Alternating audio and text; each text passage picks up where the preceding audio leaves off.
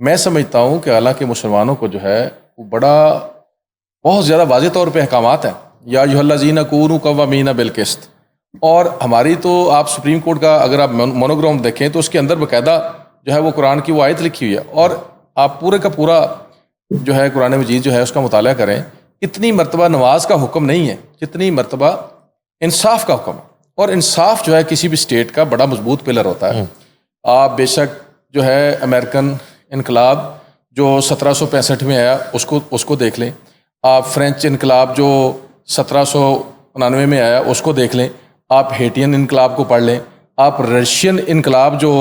1917 میں آیا آپ اس کا مطالعہ کریں، آپ میکسیکن انقلاب جو ہے اس کا مطالعہ کریں، ایون چین کا جو لیٹسٹ انقلاب آیا 1911 میں آپ اس کا مطالعہ کریں۔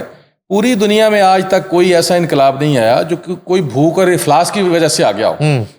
جس بھی آپ انقلاب کا مطالعہ کریں گے پوری دنیا میں، اس میں سب سے بڑی وجہ جو ہے بیسک ریزن جو ہے انصاف کی عدم فراہمی کی وجہ سے آئے گا۔ اور ہمارے بڑے ہی بہت زیادہ ہمارے ایک پرنسپلز ہیں لا کے کہ جی جسٹس ڈیلیڈ جسٹس ڈینائڈ، اس کا مطلب یہ ہے کہ اگر انصاف میں تاخیر کی جاتی ہے تو اس کا مطلب ہے کہ انصاف کا خون ہو رہا ہے۔ جسٹس ہریڈ جسٹس بریڈ کا بھی ہے پرنسپل، لیکن آپ اتنا ہری بھی نہ کریں، لیکن آپ انصاف کو ڈیلے نہ کریں، اس سے تو ایسے ہے کہ جیسے انصاف آپ دے ہی نہیں رہے، انصاف کا خون کر رہے ہیں۔ بعض کا ہماری جو عدالتیں ہیں، بعض کا تو سر ایسے بھی ہوتا ہے کیسز میں کہ سائل اتنی تاخیر کا شکار ہو چکا ہوتا ہے اس کا فیصلہ کہ اسے انصاف کی تب ضرورت رہتی نہیں ہے، آپ وہ وقت ہی سرگزر آپ درست بات کریں۔ آپ کا میڈیا ہم ہر روز سنتے ہیں کہ جی وہ دادا نے کیس فائل کیا تھا، آج سپریم کورٹ سے پوتے کو انصاف ملا ہے 77 سال بعد، یا ایسے ہی سم ٹائم سپریم کورٹ کے سامنے کرمنل سائڈ پہ جب اپیلیں زیر سماعت آتی ہیں تو پتہ چلتا ہے جی یہ جو کانوکٹ ہے یہ تو جیل کے اندر سے یہ تو اپنی سزا پوری کر کے گھر جا چکا ہے، یا جیل کے اندر ہی اس کی ڈیتھ ہو گئی ہے، اور سم ٹائم ایسا بھی فیلئر ہوتا ہے کہ اپیل پینڈنگ ہے اور پتہ چلتا ہے بندہ تو ہینگ ہو گیا۔ تو یہ نظام انصاف میں ہمارے میں اتنے زیادہ فلاز ہیں جس کی وجہ سے بہت زیادہ مایوسی ہے اور ڈس اپوائنٹمنٹ ہے لوگوں کو۔ یہ نظام جو اس وقت موجود ہے عدالتی نظام، میں یقین کریں اس سسٹم کی وجہ سے، یہ جو عدالتی نظام ہے ہمارا تو رزق اس سے ہے، ہمارا وقار اس سے ہے، ہماری عزت اس سے ہے، ہمارا سارے کا سارا سسٹم اس کے ساتھ جڑا ہوا ہے۔ اور میں یہ سمجھتا ہوں بطور پاکستانی کہ ہمارا عدالتی نظام بہت زیادہ مضبوط ہونا چاہیے، یہ ہماری خواہش ہے، لیکن اتنی زیادہ ہر روز مایوسی ہوتی ہے، ہر روز ہم دیکھ رہے ہوتے ہیں کہ لوگ کئی سالوں سے کئی دہائیوں سے شٹل کاک بنے ہوتے ہیں، اور ہم دیکھ رہے ہوتے ہیں کہ جو ہماری عدالتیں ہیں، خاص طور پہ جو ہماری بڑی عدالتیں ہیں جن کے اوپر تنقید کرنا میں سمجھتا ہوں تھوڑا مشکل بھی ہے، لیکن یہ ہے کہ وہ دیکھیں کہ فروئی قسم کے معاملات میں جو ہے لگے ہوتے ہیں۔ سپریم کورٹ اور پاکستان میں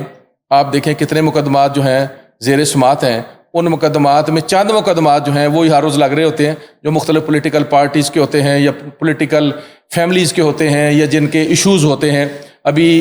ریسنٹ پاسٹ میں یہ 26ویں آئینی ترمیم کے بعد یہ بڑی باتیں چل رہی تھیں کہ دیکھیں جناب عدالتیں جو ہیں یہ تو علیحدہ سے آئینی بینچ بن رہا ہے۔ تو میں یہ سمجھتا ہوں لوگ پتہ نہیں آئی ڈونٹ نو کیوں اس چیز کو ایسا کہتے ہیں۔ 26ویں آئینی ترمیم میں یہ بات میں سمجھتا ہوں یہ بڑی خوش آئند ہے اس حوالے سے کہ اگر جو 200 فیملیز کے کیسز ہیں وہ بینچ سنتا رہے، اور باقی جو لوگ ہیں جو ملک کے 24 کروڑ یا 26 کروڑ لوگ ہیں ان کے جو مقدمات ہیں جو صدیوں دہائیوں سے وہاں پینڈنگ ہیں ان کا بھی تو کچھ نہ کچھ فیصلہ ہونا چاہیے۔ کیا آرٹیکل 184(3) جو ہے کانسٹیٹیوشن کے اندر وہی امپورٹنٹ ہے؟ کیا آرٹیکل 185 جو ہے جس کے تحت سپریم کورٹ آف پاکستان کی اوریجنل جورسڈکشن ہے کیا وہ امپورٹنٹ نہیں ہے؟ کیا اگر میری کرمنل سائڈ پہ اپیل ہے تو میں بالکل I am rotting behind the bars without any reason کہ میری جو سپریم کورٹ میں اپیل نکلے گی ورنہ میں جیل میں رہوں گا؟ اور اسی طرح سے جو ہے آپ کا سول مقدمہ ہے کئی سال چلتا ہے، 10-20 سال چلتا ہے، پھر ایپلیٹ کورٹس، ہائی کورٹ، اور پھر سپریم کورٹ میں پتہ چلا سپریم کورٹ جو ہے سول کورٹ کو دوبارہ ریمانڈ کر رہی ہے۔ تو سر یہ دیکھیں یہ اس طرح سے انصاف جو ہے، اس طرح سے انصاف کا نظام جو ہے وہ بالکل میں سمجھتا ہوں کسی طور پہ قابل قبول ہی نہیں ہے، اور اس سے ہماری سوسائٹی کے اندر عام جو شہری ہے وہ اتنا غیر محفوظ خیال کرتا ہے اپنے آپ کو، وہ یہ سمجھتا ہے جاتے ہی اب یہ ایک اور کلچر پیدا ہو گیا ہے، جب ایک کلائنٹ آتا ہے، سائل آتا ہے تو سب سے پہلے ہمارے ساتھ یہ بات کرتا ہے کہ جی چھوڑیں جی آپ یہ چھوڑیں اس بات کو کیس کتنا مضبوط ہے، آپ اس بات کو بھی چھوڑیں کہ آپ کتنی اچھی بحث کریں گے، آپ اس بات کو بھی چھوڑیں کہ جج کتنا اچھا ہے، جی آپ ہمیں یہ بتائیں ہمارا کام ہوگا کہ نہیں ہوگا. سر یہ ایک نیا کلچر ڈیولپ ہو رہا ہے. اس کی ریزن یہ ہے کہ یہ جو نظام ہے موجودہ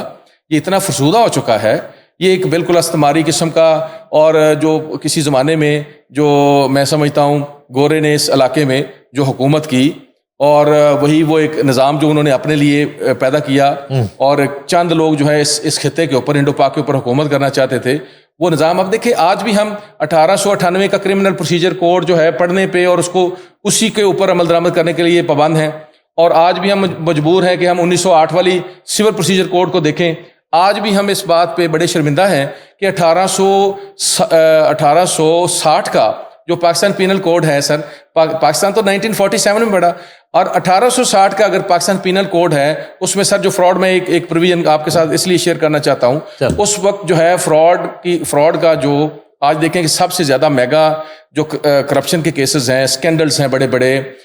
وہ دیکھیں وہ تمام جو ہیں وہ فراڈ کے گرد گھومتے ہیں. اور اس وقت جو ہے 420 جو ہے وہ فراڈ لکھا گیا. ہماری دیکھیں 83 بلین کی ہمیں پڑتی ہے جی اسمبلی ہمارے پیسوں سے، عوام کے پیسوں سے، آپ کے میرے ٹیکس کے پیسوں سے. تو انہوں نے اتنی زحمت نہیں کی کہ آج کی جو ریکوائرمنٹ ہے اس کے مطابق ہم پاکستان پینل کوڈ کے اندر ترامیم لے کے آئیں، اور یہاں کوئی چھوٹی موٹی ترمیم آ جاتی ہے تو ایک خاص قسم کے لوگ جو ہیں موم بتیاں جلانے والے لوگ، یا جن کا ریالٹی سے کوئی تعلق نہیں ہوتا، وہ جناب احتجاج شروع کرتے ہیں. جی ترامیم آ گئی، بھائی ترامیم پارلیمنٹ نہیں کرے گی تو پارلیمنٹ نے کیا کرنا ہے؟ پارلیمنٹ کا کام ہی یہ ہے کہ وہ ترامیم لے کے آئے. جنہوں نے 26ویں ترمیم کے اوپر اتنی زیادہ شور مچایا، ان سے یہ بھی پوچھنا ضروری ہے کہ پہلی جو 25 ترامیم آئی ہیں وہ کس نے کی ہیں؟ وہ اسی پارلیمنٹ نے کی ہیں. اب سر پارلیمنٹ کا کام ہی یہ ہے کہ وہ کمپریہنسو لاز لے کے آئیں گے، وہ بہترین جو ہے ترامیم لے کے آئیں گے، وہ قابل عمل قوانین لے کے آئیں گے، تاکہ اس ملک کے عوام جو ہے ان کو ڈسپینسیشن آف جسٹس کے لیے آسانیاں پیدا ہوں، تاکہ نہ کہ اس کے اندر رکاوٹیں پیدا ہوں. یہ ریفارمز جو ہیں اس کی ذمہ داری کس کی ہے؟ یہ کس کی کمزوری ہے؟ کس کی نااہلی ہے؟ اس پر بھی میں چاہوں گا آپ لیڈر ہیں ذرا کھل کے بات کریں گے. نمبر 1. نمبر 2، ایک ایگزامپل میں دوں گا کہ حکومت نے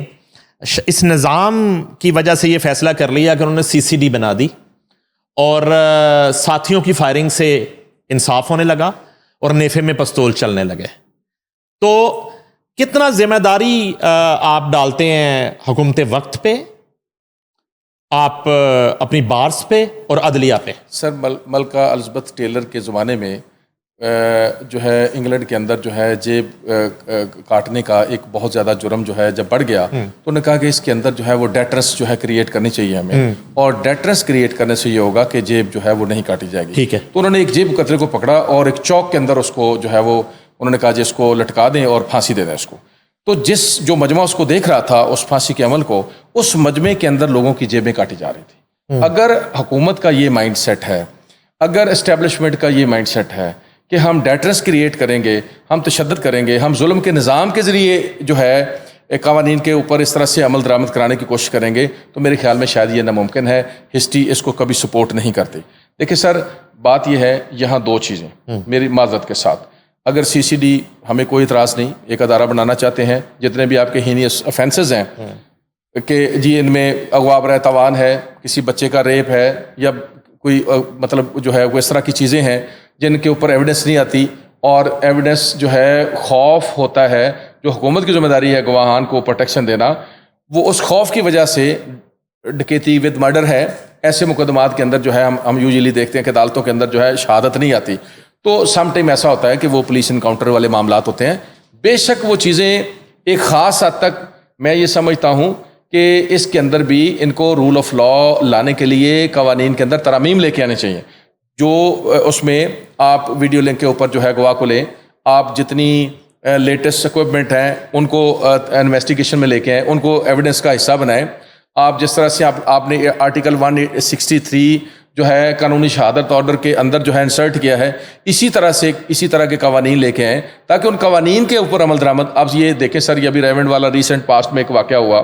تو وہ ایک بلے سے دیکھیں سر، اس طرح کے واقعات جو ہیں پاکستان میں بہت زیادہ ہو رہے ہوتے ہیں. اس کا مطلب یہ ہوا کہ جہاں CCD آ جائے گی وہاں آپ کی انویسٹیگیشن جو ہے اس کا سسٹم سارا سکریپ ہو گیا. آپ کی انویسٹیگیشن جو ہے اور جو ایجنسیز ہیں انویسٹیگیشن ایجنسیز ہیں وہ آپ کے اور میرے ٹیکس کے پیسوں سے کتنی زیادہ مہنگی پڑتی ہے اس قوم کو. وہ نظام ختم ہوا, انویسٹیگیشن ختم ہوئی, چلان پراسیکیوشن نے جو پاس کرنا ہوتا ہے, پراسیکیوشن کا جتنا ادارہ آپ دیکھیں کہ اتنا ایک ہیوی جو ہے وہ بجٹ کے ساتھ جو پراسیکیوشن کا ادارہ چل رہا ہے. پھر اس کے اوپر آگے عدالتی نظام آپ دیکھیں اس وقت پاکستان کی تاریخ جو ہے ایسے موڑ سے گزر رہی ہے کہ دنیا کی سب سے مہنگی ترین جو عدلیہ ہے اس میں شمار ہوتا ہے ہمارا. اور انفارچونیٹلی جو کوالٹی آف جسٹس ہے